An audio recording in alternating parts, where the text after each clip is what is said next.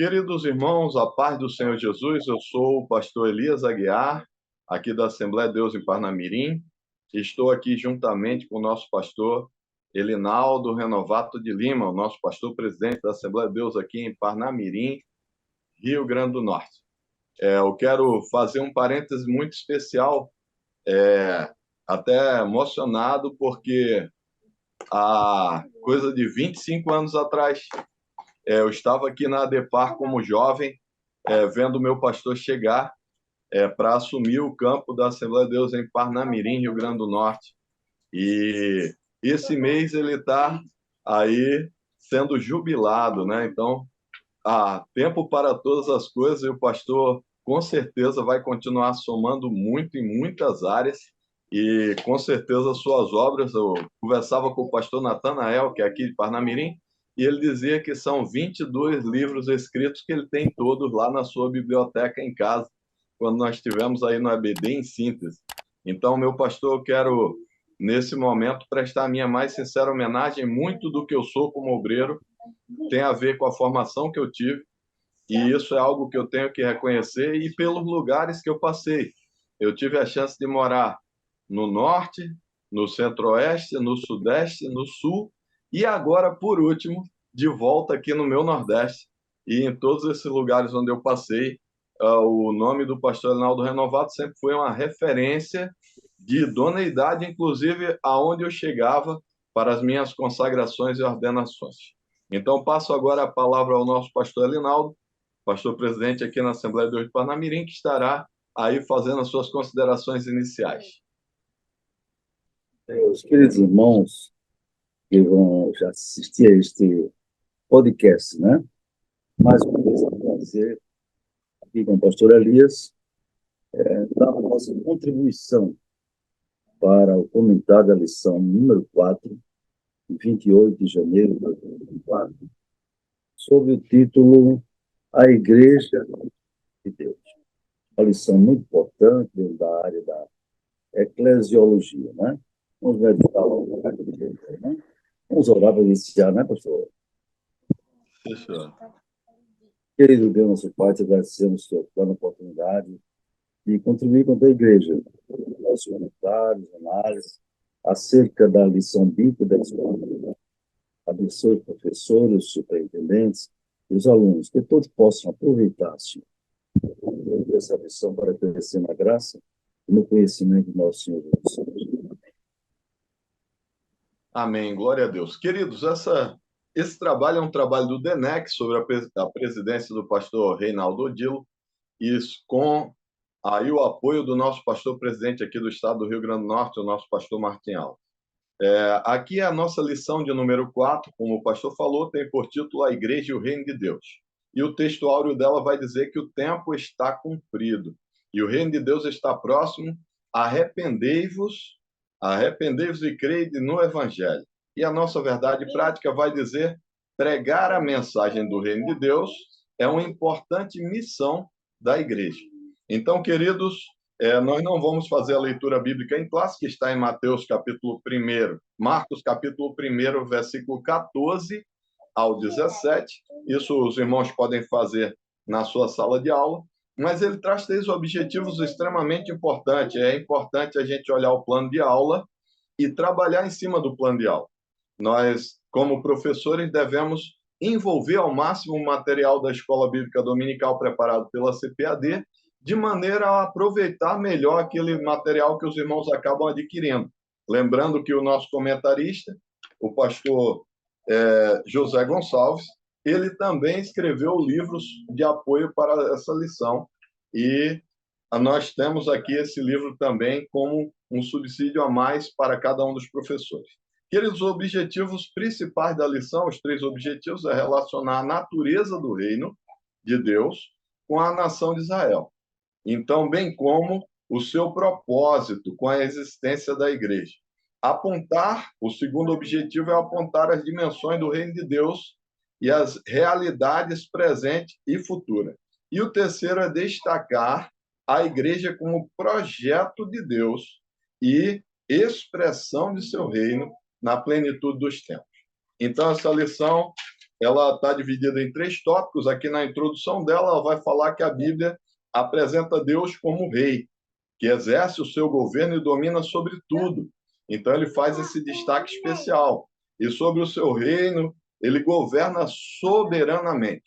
Quando a gente fala dos atributos de Deus, a gente vai ver a onipotência. Então, mostra essa característica, a sua soberania, o seu poder e tal. E aqui nessa lição apresentaremos uma compreensão do reino de Deus a partir da natureza e a relação com a igreja. Então, essa natureza divina do reino e a sua relação com a igreja. E quando ele destaca isso aí, ele vai mostrar também que, nesse aspecto, mostraremos o reino divino na sua dimensão, escute, universal e soberana. Então, ele destaca. E ele vai apresentar 2 realidades, na realidade presente e na realidade futura, essa influência do reino hoje e a influência do reino no futuro da igreja. E aí ele vai dizer que Deus estabeleceu para nós, como igreja, 3 coisas, que é viver, pregar e manifestar a vida do reino divino. E quando a gente fala sobre isso, quando a gente lê o livro do comentarista, a gente vai ver claramente que ele diz que seria impossível nós pregarmos a mensagem do evangelho sem vivermos o evangelho de forma autêntica. Então, se nós não vivermos o reino de Deus de forma autêntica, se nós não buscarmos expressar isso em nossas ações, seria impossível que alguém cresça naquilo que fazemos. Então, queridos, quando nós vemos isso, nós vemos que quando há sinais da presença de Deus em algo que nós fazemos, fica impossível esconder a presença do reino de Deus. Nós vemos isso claramente quando você abrir a sua Bíblia em Atos capítulo 3, vai ver a história daquele homem que estava lá na entrada do templo, e ele era paralítico, e quando vai chegando os discípulos, aí, quando eles vão chegando até o templo, ele pede uma esmola, e eles vão responder o que para ele? Não tenho prata nem ouro, mas o que tenho eu te dou, levanta e anda. É interessante que, se você observar, né, e que tem tudo a ver com essa introdução, aquele homem levanta, e quando ele levanta, ele começa a entrar no templo. Ele inicia entrando andando, depois ele começa a saltar, e depois ele começa a glorificar a Deus. Ficou impossível não reconhecer os sinais que estavam acontecendo naquele momento. Houve um grande movimento pentecostal ali naquele lugar, e muitas pessoas acabaram aceitando Jesus diante daquilo tudo que estava acontecendo, e os fariseus que queriam esconder viram que era impossível, porque as pessoas conheciam aquele homem. Então, a lição de hoje ela vai apresentar muito isso. Então, nesse momento, queridos, eu quero convidar o nosso pastor Elinaldo Renovato de Lima, que vai estar comentando aí o primeiro tópico, falando sobre a natureza do reino de Deus. Muito bem, vamos então meditar nesse tema tão importante, né? Sobre a natureza do reino de Deus. As pessoas às vezes ficam em dúvida, né? O reino de Deus é agora ou é somente um milênio, etc., né? A lição vai nos orientar sobre isso, sobre o livro de apoio ao professor. Bem, primeiro subtópico aqui, meus irmãos, diz que o reino de Deus é universal, ou seja, não é só sobre a terra, mas é sobre todo o universo, todas as coisas criadas. Diz aqui o Salmo 47, Deus é o rei de toda a terra, realmente, não é? Da mesma forma, Daniel afirma que Deus domina sobre todos os reinos dos homens. Daniel 4, 25. O aluno pode perguntar, então, Deus domina sobre o reino, agora, aplicando a palavra reino a um contexto atual, sobre todos os governantes da terra, né? O governo do Brasil, o governo da Holanda, da Inglaterra, dos Estados Unidos, do Japão, etc. Deus domina? Sim, ele domina, porém ele não impõe a sua vontade a todas as pessoas, porque no relacionamento com Deus, ele deseja que os homens o reconheçam como rei, como soberano, não é? Sem que ele haja uma sua onipotência de maneira ditatorial, né?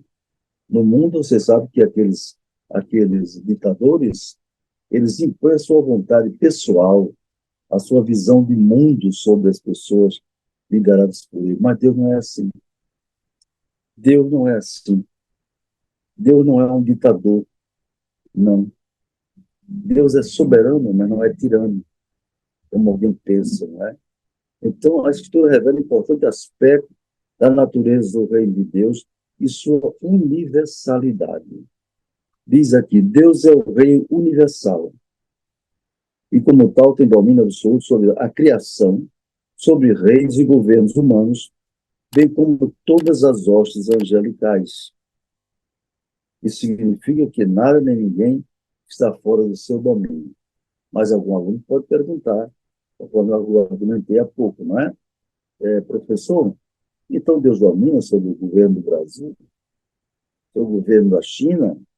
Você tem que saber explicar ele. Em termos espirituais, sim. Em termos políticos, não. Porque em termos políticos, a Bíblia diz que Deus deu a terra aos filhos dos homens. Deus entregou a terra aos filhos dos homens. Deus é o soberano criador do universo, preservador de todas as coisas, porém, ele entregou a terra aos filhos dos homens. Infelizmente, os filhos dos homens, os homens em geral, não têm sabido cuidar do planeta Terra, mas Deus é o Senhor absoluto de tudo. Agora, ele não impõe a sua vontade, eu preciso vocês explicar isso, não é? O subtópico 2 é a soberania divina e os acontecimentos do mundo. A soberania divina e os acontecimentos. Então, o comentarista sabiamente, observamos que, embora o mundo siga o seu curso, Deus não perdeu, nem deixou de exercer domínio sobre ele, tampouco sobre o universo criado. Tá vendo? E diz, um Deus que não tivesse controle de tudo não seria Deus. E aqui vamos falar daqui a pouco sobre a onipotência de Deus, não é? Isso não significa dizer que ele seja a causa de tudo, observe. É uma colocação muito oportuna para você explorar como professor. Isso não quer dizer que ele seja a causa de tudo que acontece no mundo. Não. Ele não é a causa das injustiças, ele não é a causa da violência, né? Ele não é a causa dos vícios, ele não é a causa da corrupção que domina muitos governos no mundo, não é? Significa que, embora os homens, até mesmo o diabo, os seus demônios, tenham liberdade e permissão para agirem neste mundo, contudo, essas ações não se sobrepõem à soberania de Deus. Assim, Deus domina sobre todos, mas devemos esclarecer isso para os alunos. Ele domina, mas não impõe. Salmo 24, versículo 1, reforça isso. Ele é o dono de tudo. O Senhor é a terra e a sua plenitude, o mundo e todos os que nele habitam. Entende? Deus é o rei, é o soberano. Agora, na sua soberania, ele deu uma coisa ao homem para que o homem fosse sua imagem e semelhança. Chama-se o livre-arbítrio. Se o homem não tivesse livre-arbítrio, como aceitam os irmãos da doutrina de Calvino, como é que o homem seria semelhante a Deus? Não é? Se não tivesse livre-arbítrio. Veja bem que são duas coisas importantes: imagem e semelhança. Está entendendo, irmãos? Então, para o homem ser semelhante a Deus, tem forçosamente que ter a liberdade de agir ou não agir, fazer ou não fazer, não é? Então, é uma decisão dos homens, dos governos, decisões que eles tomam sobre os seus países. Deus está vendo tudo, está anotando tudo. Porque Deus é dominador, um dia ele vai cobrar dos maus governantes. Olha, você agiu sobre minha liberdade. Não é? Como Deus disse, Jesus disse para Pilatos, nenhum poder tu teria se do céu não fosse dado. Quando Pilatos disse, a sua arrogância, tu não sabes que tem poder para mandar te crucificar, te libertar? Ó, era o governante do mundo da época. Mas Deus disse: nenhum poder você teria se do céu não fosse dado. Não é em termos políticos, irmãos, entenda isso. A autoridade que há na terra, toda autoridade vem de Deus. Romanos 13 diz que não há autoridade ou potestade que não venha de Deus. Mas isso aí se refere ao princípio da autoridade. Hitler não foi colocado por Deus. Karl Marx não foi colocado por Deus. Entende? Eu preciso entender esse aspecto, não é, cósmico, esse aspecto transcendente do que é o governo de Deus no mundo, para não confundir com ações das pessoas, dos governos. Não. Todos os governos, como todas as pessoas, um dia haverão de prestar contas a Deus. Por quê? Porque ele entregou a terra aos homens, não é? E os homens estão fazendo o que querem com a terra. Mas um dia o soberano vai dizer: fica aí, no juízo final, você não usou a autoridade que eu dei com legitimidade, você extrapolou, você foi ateu, você foi materialista, você foi autoritário, foi tirano, etc. A tirania não lhe dei a liberdade para dirigir. Né? Então, é importante isso, viu? Distinguir isso entre a soberania. Sim, sobre esse ponto, então, uma coisa interessante. Aqui, que alguém pode perguntar: mas Deus não é soberano? Ele não é onipotente, não é? Para fazer tudo que ele quer? Ele não pode tirar os governantes, botar outros e tal? Pode. Mas um teólogo que eu uso na minha teologia, se não me engano é Schaeffer, ele diz: Deus pode fazer tudo o que ele quer. Anote isso. Mas ele não quer fazer tudo o que ele pode. Porque ele não é um tirano. Anote isso, você passar para os seus alunos. Tá bom? O último subtópico 3 diz: o reino de Deus, a nação de Israel e a igreja. O Antigo Testamento revela que Deus escolheu um povo, Israel, para reinar sobre ele, através dele, em um governo soberano e teocrático. Então, Deus tem seus planos, sua maneira de se relacionar com o mundo. Não é? Ele escolheu o povo de Israel para ser o seu povo eleito, povo especial, não é?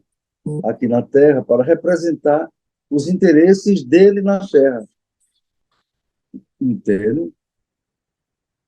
Isso aqui diz: quando Israel estava organizado em um regime tribal, as 12 tribos, não é? Então, através dele, Deus deu, o governo foi organizado, não é? E Deus reinava sobre eles, era um governo teocrático. Então, a primeira forma de governo do mundo foi o governo teocrático, não é?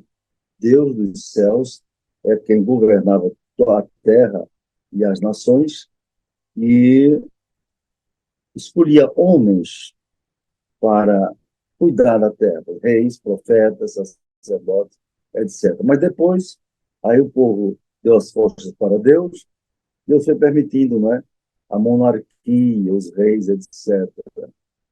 Entendeu? Que evoluiu até os sistemas que temos hoje. Israel, por isso, era um reino sacerdotal. Está aqui esse ponto lá em Êxodo 19, 5. Deus diz: vós sereis o reino sacerdotal. Entende? Então, Deus queria abençoar todo o povo, né, através da nação israelita. Esse propósito concretizou na pessoa de Jesus Cristo, filho de Davi, e por intermédio de sua morte e ressurreição, estabeleceu a igreja. Não é que a igreja substituiu Israel, como alguém pensa, não. Os planos de Deus para Israel são imutáveis. Embora a maioria do povo de Israel não receba Cristo como Salvador, um dia, diz a Bíblia, que eles vão reconhecer. Tá certo? E a igreja é o povo de Deus que reúne gente de todas as nações do mundo. Israel era um reino isolado, né? Um reino isolado, características próprias, e nem sequer reconhecia seus vizinhos, não é? Mas a igreja não. A igreja, ela faz parte representando o reino de Deus na terra, não é? aberto para todos os homens, tá bem? Então, esse é o primeiro tópico. O pastor Elias agora passa para o segundo tópico. Queridos, dando continuidade, e é bem interessante que o nosso comentarista faz questão de mostrar essa divisão bem clara entre reino de Deus e igreja. E ele vai dizer que, no meio desse percurso, houve um grande erro doutrinário. Quando a gente olha o livro do comentarista, já na sua primeira página do capítulo 4, ele vai trazer isso aí, ele vai dizer que Agostinho de Hipona, ele vai e analisa a parábola do joio e do trigo, e ele entende que a igreja seria o reino de Deus. Isso aí vai nortear toda a eclesiologia católica. Então, vai ter essa influência muito forte. Porque aqui ele vai fazer questão de, no tópico de número 2, destacar aí essa questão do reino de Deus como uma realidade presente. Né? Então, a gente imagina, queridos, quando nós olhamos determinados sinais, eu estava bastante emocionado com a pregação que houve do pastor Cristiano, que é o nosso missionário lá em Portugal, aqui no Paraná. E ele contava a história de uma criança que ele andava de cadeira de roda e Deus curou lá no Paraguai. E isso acabou trazendo um grande avivamento ali para aquele lugar através desse sinal. Então, mostrar esse reino presente não é só reino no futuro, a presença de Deus agindo diariamente na igreja. Quantos sinais há e quantas vezes eu já vi Deus ele trabalhar de maneira poderosa, e isso acaba avivando a fé, transformando a vida de pessoas, trazendo famílias inteiras a congregar, porque vêem sinais, e aí ele vê que não é algo empírico, é algo que é palpável, ele vê que realmente Deus opera no meio do seu povo. Então, aqui ele traz essa realidade presente do reino de Deus. Ele fala que nos evangelhos vemos Jesus chamando a atenção para a dimensão presente do reino. A maneira como Jesus chegava em cada um dos milagres que ele realizou, como ele encontrar um homem que era cego de nascença, ele vai lá e unta um lodo, cospe, mistura ali na terra, unta o lodo nos olhos do cego, ele volta vendo, e aquele homem é transformado de maneira maravilhosa. Quando nós vemos o milagre do homem que estava ali há 38 anos aguardando que o movimento das águas e que ele fosse o primeiro a estar ali naquelas águas para que ele pudesse ser curado. E Jesus chega e faz uma pergunta simples e diz para ele: queres ser curado? E, dada a situação que ele estava, ele até não responde o que foi perguntado. Porque Jesus perguntou: queres ser curado? Queres ficar são? E ele vai responder: mas não tem ninguém que me coloque lá quando as águas são agitadas. Então, ele não responde exatamente o que foi perguntado. Mas aqui que fala que o exemplo de Mateus registra Jesus libertando, né? Libertando e curando o endemoniado, cego e mudo. E aí ele faz essa questão de citar o texto de Mateus, os irmãos podem ler em sala de aula, a partir do capítulo de número 12, ele destaca os versículos 22 a seguir, e aí ele vai falar que esse fato extraordinário provocou ciúme.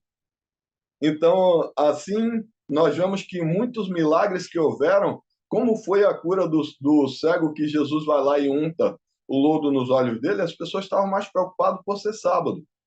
Elas estavam mais preocupadas com rituais do que com aquilo que havia sido feito.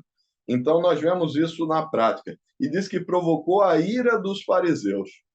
Olha só. E eles acusaram de fazer isso pelo poder de Beelzebul.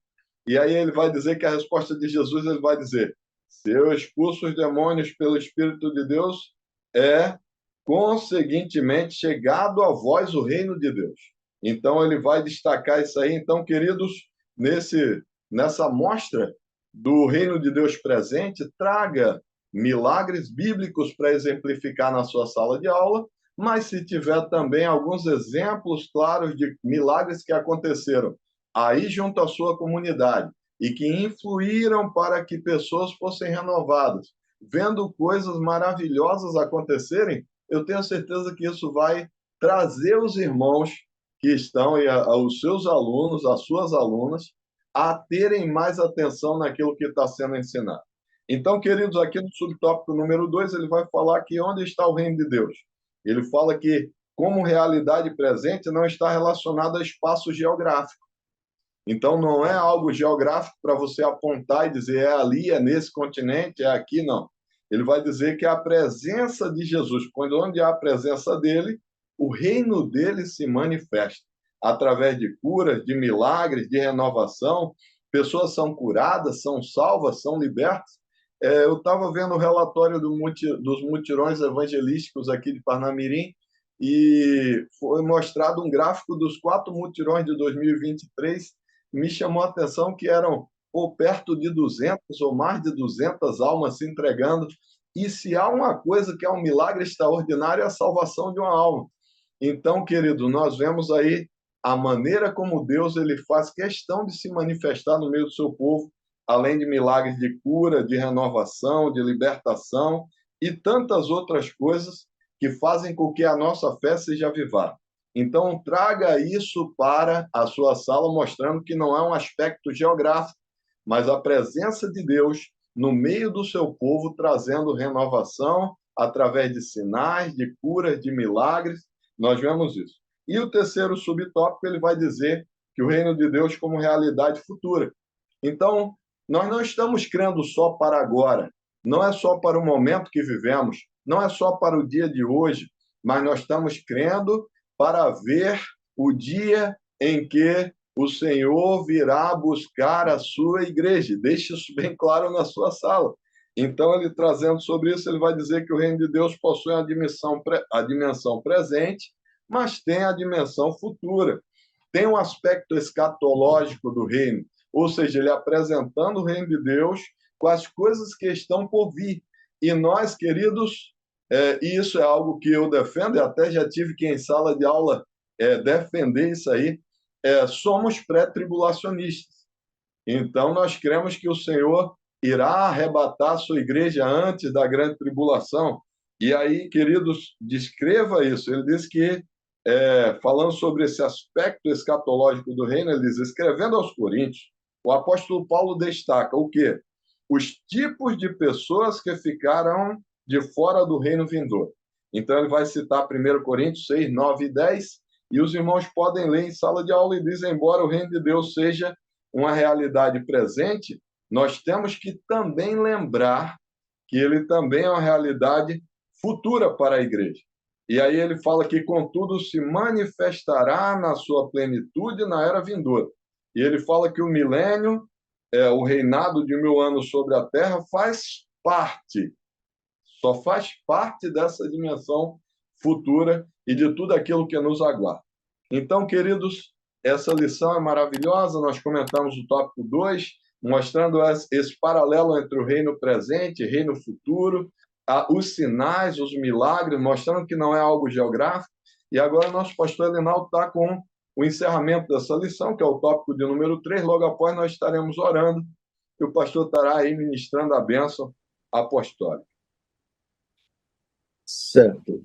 Bom, meu irmão, já vimos então o comentário do pastor Elias no item 2, né? Nesse item 2, ficou bem claro aqui que o reino de Deus tem 2 aspectos: o aspecto presente e o futuro, na verdade. O aspecto presente, quando Jesus disse, se eu expulso o demônio pelo Espírito de Deus, é consequentemente chegada a voz do reino de Deus. É chegado, já chegou, na verdade. O tópico 3, a igreja no contexto do reino de Deus. Então, o comentarista aqui, e no seu livro, na lição, faz uma demonstração da distinção entre a igreja e o reino de Deus. Ele aqui destaca que a igreja faz parte do reino. Não é o reino que faz parte da igreja propriamente, não é? Mas a igreja faz parte do reino de Deus. Contudo, ela não é o reino de Deus em toda a sua expressão. O reino de Deus é mais amplo e envolve o povo de Deus, tanto na antiga aliança como na nova aliança. Está vendo aí como é importante você destacar isso para os seus alunos? Não é? A igreja, mesmo inserida no contexto do reino, ela não existia no Antigo Testamento. Não é? Não existia no Antigo. Todavia, o reino de Deus já existia no Antigo Pacto. É bom destacar bem esse aspecto, viu? Assim, debaixo do antigo pacto, em que Israel era comunidade do reino, a igreja é comunidade do reino no novo pacto, no Novo Testamento, conforme 1 Pedro 2:9, né? Que diz: Vós sois a geração eleita, o sacerdócio real, a nação santa, o povo adquirido, para que anuncieis as virtudes daquele que vos chamou das trevas para a sua maravilhosa luz. Vós que antes não eram povo, nem povo, mas agora sois povo de Deus. Destaque isso, né? Enquanto a gente passa aqui apenas citando a referência na aula, provavelmente você terá tempo para mandar um aluno, solicitar que o aluno leia a referência tal, a referência qual, para enriquecer melhor a aula e a participação deles. Tópico 2, a igreja expressa no reino de Deus. A igreja foi realizada e projetada para ser expressão do seu reino na plenitude dos tempos. Aí você vai ler em Gálatas 4:4, né? Porque Deus, que na plenitude dos tempos, Deus enviou seu filho, nascido de mulher, nascido sob a lei, para remir os que estavam debaixo da lei. Está lá em Gálatas 4:4. A igreja não é um improviso de Deus, nem um remendo que ele fez na história da salvação. Ela foi projetada, planejada e eleita, a eleita de Deus. Então, aqui se falar sobre a eleita de Deus, talvez alguém que se pergunte sobre a eleição, predestinação, não é? Você, professor, aproveita para dizer: a igreja foi eleita e predestinada por Deus, antes mesmo da fundação do mundo. Isso aí é verdade. Quer dizer, em termos corporativos, coletivos, a igreja é predestinada. Mas enfatize para ele que no plano de Deus não há eleição individual para toda a humanidade. Não. Só existem na Bíblia 7 casos de predestinação especial. Aí tem lá Isaías, Zacarias, por exemplo, Davi, não é? Paulo, Jesus, mas são casos especiais que Deus, na sua soberania, certo? Escolheu alguém para missões específicas.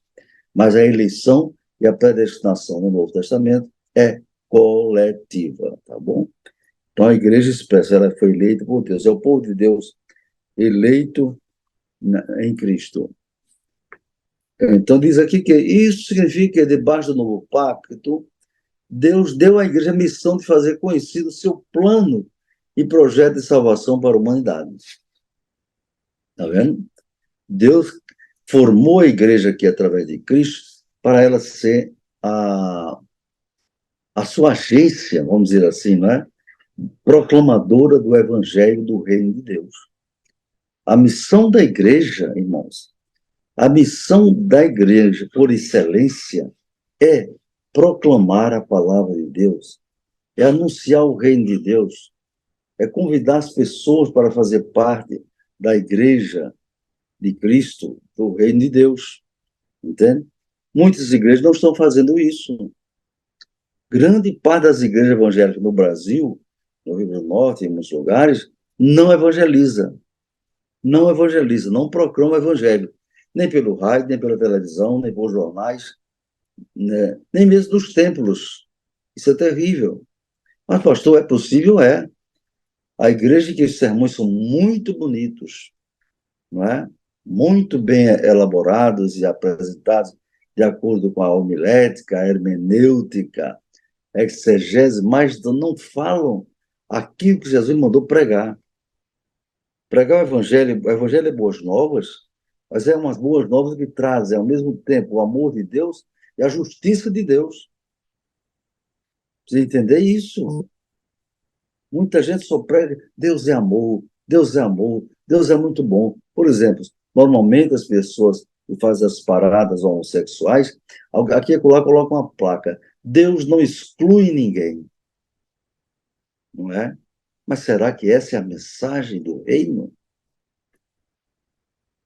A mensagem do reino começou assim: arrependei-vos, Jesus dizendo, e crede no evangelho. Arrepender quer dizer deixar os pecados de lado, para trás, e não praticá-los mais. Tem igreja que não combate pecado.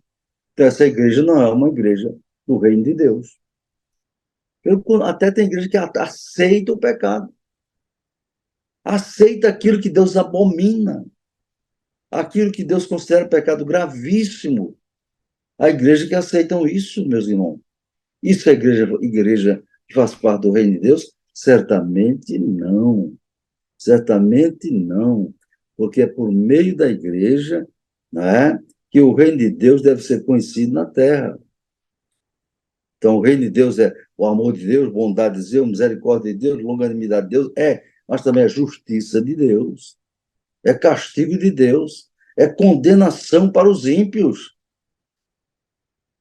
E Jesus resumiu isso de uma maneira simplíssima. Marcos 16, 15, 16.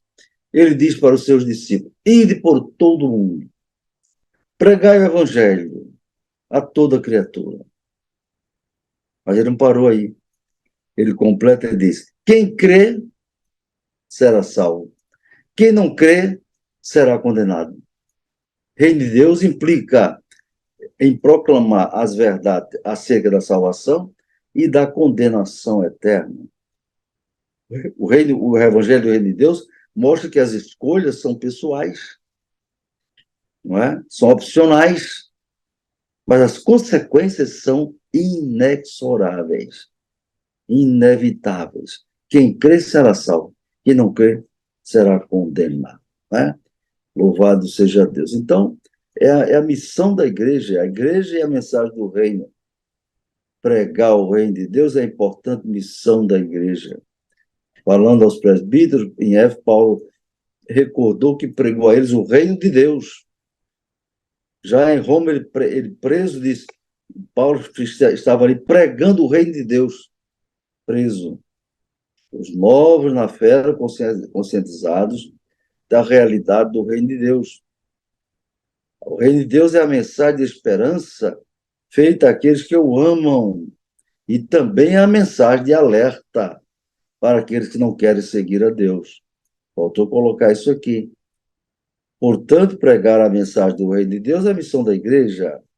E essa missão só é executada quando a igreja local possui a visão de reino. Então, professor, amplie essa visão. A visão de reino ela não é unilateral, não, ela é múltipla. O reino de Deus é amor, é bondade, benignidade, longanimidade, não é?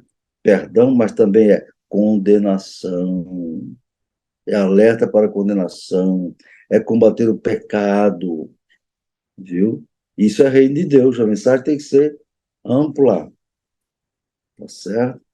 Quando esse entendimento não é claro, a igreja acaba saindo de sua rota, envereda por outros caminhos que distanciam de sua missão, que é pregar a mensagem do reino de Deus. Está vendo? E a esse respeito, Jesus foi bem claro em dizer que o seu reino não é deste mundo. João 18, 36. Está vendo? Eu vi num debate, falei até para a igreja, em Panamirim, num debate de um grupo de pastores debatendo sobre a igreja, um deles, de uma igreja, dessas igrejas modernistas, liberais, que não fazem parte do reino de Deus, não é? Pastor, o senhor está julgando? Não, é a Bíblia quem diz. É a Bíblia que mostra isso. Ele disse, eu sonho com uma igreja que apoia as pessoas, receba, acolha, apoia as pessoas de qualquer opção sexual. O que é que ele quis dizer? Eu sonho com uma igreja que aceita os heterossexuais como normais, os homossexuais também, como vivendo uma vida normal, aprovada por Deus, os transexuais, os transgêneros, lésbicas, prostitutas, todos, a igreja aceita todos. Então, a missão da igreja não é fazer isso, não. A missão da igreja é pregar o evangelho de Cristo, e como diz Paulo, Romanos 1,18, não me envergonho do evangelho de Cristo. Por quê? É poder de Deus para a salvação de todo aquele que crê. Olha, creio, creio em Deus, até o demônio crê. A fé que salva é fé que se submete à palavra de Deus. A fé que salva é fé obediente. A fé que salva é fé que santifica. Entendeu? É o poder de Deus para a salvação. O que é salvação? Salvação não é mudança de igreja apenas, não. Salvação é libertação. Primordialmente, a palavra salvação quer dizer libertação de perigo, de escravidão, do mal, do pecado, do diabo, etc. Mas também é transformação. É? Segundo Coríntios 5,17. Você pode anotar aí. Eis que se alguém está em Cristo, nova criatura é. As coisas velhas da velha vida de pecado já passaram. Eis que tudo se fez novo. Também, mas a lição, você como professor, pode e deve fazer isso que eu estou fazendo, agregando subsídios, não é? Para fortalecer a mensagem que a lição quer passar. Amém? Deus nos abençoe. Amém, queridos. Glória a Deus. Nós esperamos que a lição não seja um monólogo, né? Que seja bastante envolvente, que o aluno participe, que ajude na construção. Você pode propor, e isso é algo que o plano de aula vai aconselhar, é você propor que as pessoas participem da construção desse conhecimento. Você faz uma breve introdução e ele vai poder, com tirinhas, por exemplo, comentar determinados tópicos. Queridos, nós vamos orar encerrando esse momento, pedindo a Deus que esteja abençoando mais e mais o trabalho de ensino em todas as áreas, para que assim a mensagem do Evangelho ela continue sendo pregada e o ensino é um momento maravilhoso que as pessoas crescem. Né? Senhor Deus e Pai, Todo-Poderoso e Criador do céu e da terra, nós te agradecemos pela vida de cada aluno, cada professor, Senhor, cada um que acessa esse podcast, cada um que compartilha, cada um que divulga, cada um, Senhor, que faz com que essa mensagem chegue a mais e mais pessoas. Eu quero te pedir que abençoe grandemente, Senhor, e poderosamente cada sala de aula, que os alunos possam estar cada vez mais motivados a fazer parte da escola bíblica dominical, Senhor, e dos trabalhos. Papai querido, abençoa os professores para que sejam cada vez mais dinâmicos, iluminação da parte de ti, da maneira como transmitir a mensagem do teu evangelho, de maneira que ela fique, Senhor, plantada em um terreno fértil e assim ela possa ser saudável. Assim, Senhor, continua nos abençoando em nome de Jesus. Amém. Meu pastor Amém. apostólico. A bênção. Recebamos, irmãos, a graça do nosso Senhor Jesus Cristo, o amor de Deus, nosso Pai, a comunhão e a consolação do Espírito Santo. Seja com todos agora e sempre. Amém. Até o próximo encontro, se Deus quiser. Deus abençoe a todos.